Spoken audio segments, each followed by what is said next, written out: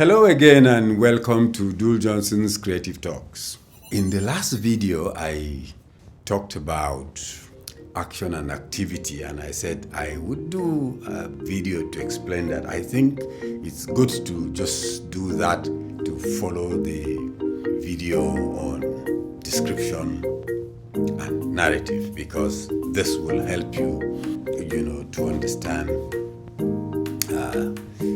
more, about how to do good narrative.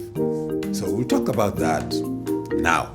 Again, I just want to remind you to like this video and to share. And please do not hesitate. I haven't been receiving many questions of late.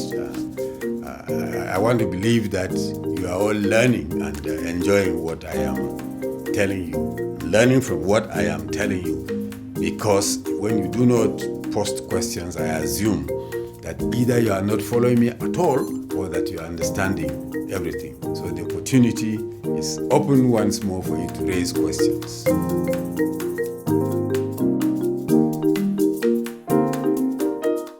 Let's talk about action and activity. Again, I'm not thinking that this is the first time I'm talking about it. This is more explanatory than what I might have done in the past. Now, most writers deal with activities in their stories. Every story deals with activities, no doubt. From the beginning to the end, there will be plenty of activities. For example, someone leaves his house and is going to travel. Naturally, if he is going to travel by car, we expect him to come out of his house, carry his bag, enter the car, start the car, and drive off, right? That's activity.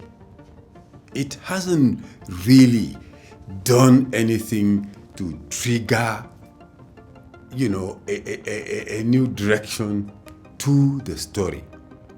So I consider that as mere activity. He drives on. We can even see him on the road, and he drives on and on and on and on, and we are following him. He stops somewhere, buys a bottle of Coke, enters his car, goes on and on. Of course, all of that is activity. Now, so what is the difference between activity and action? This is something I tried to explain fairly in my book on creative writing, but it is important that I say to you here. The difference between action and activity, I tell my students that an action ought to push the story in a different direction from where we're going.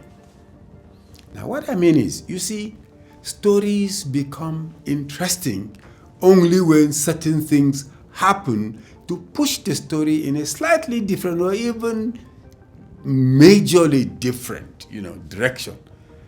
So, for example, if we have talked about a man who is careless and is driving on the road, he's talking and, left, right, and center, and nothing happens, of course that's mere activity.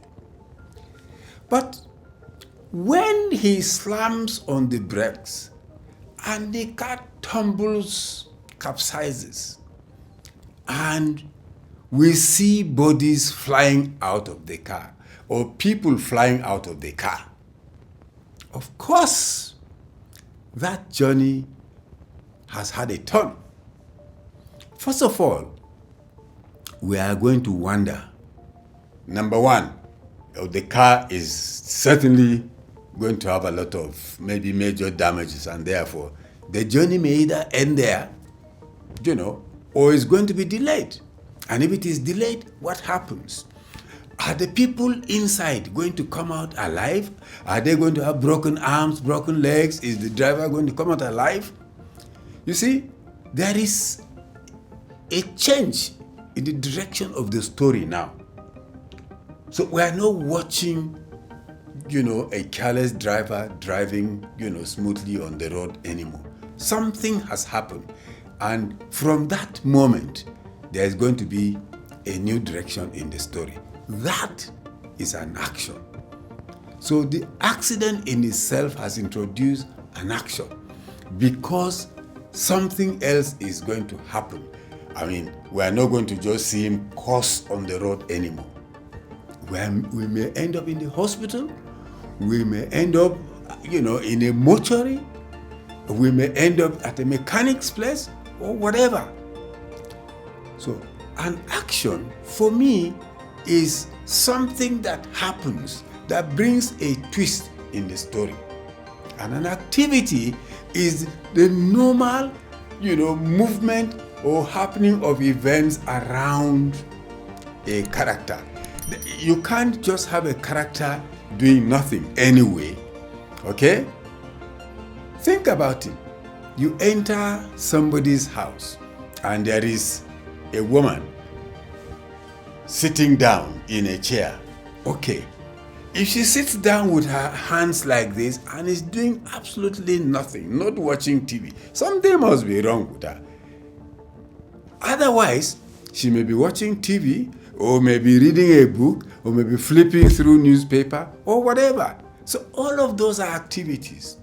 Now, think about a woman who is flipping through newspapers, just reading, and suddenly we turn to a page that has an obituary of her brother, and she didn't even know that the brother was dead. You can imagine.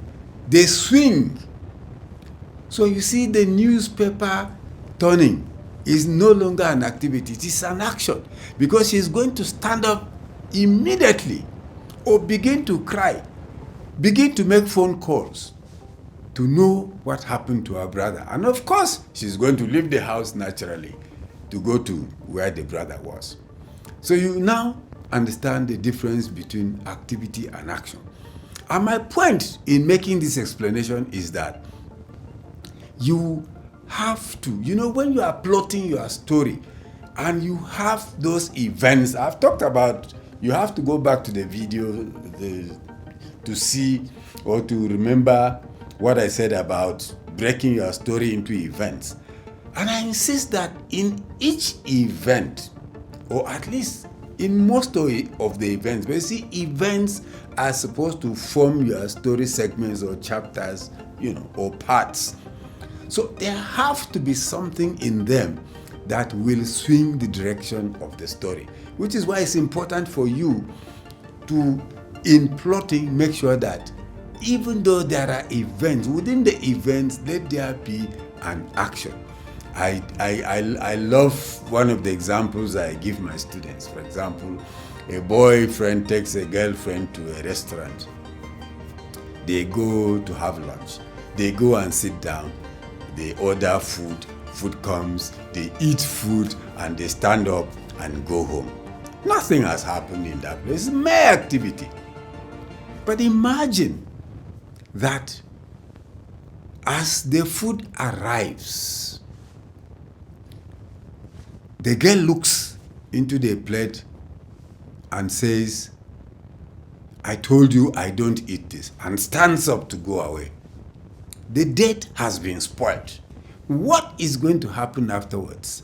Is the boy going to beg her to sit down? Is the boy going to follow her to go out? That kind of thing.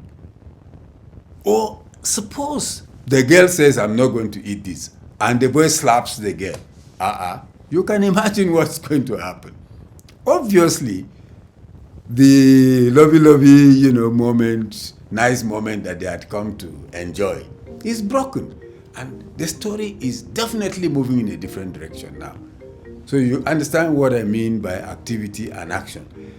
Normally, activities would lead to an action that will twist the story into a different direction. I hope I have helped you a bit, or as much as I can, right? If there is still a confusion in your head, please put a question in the box.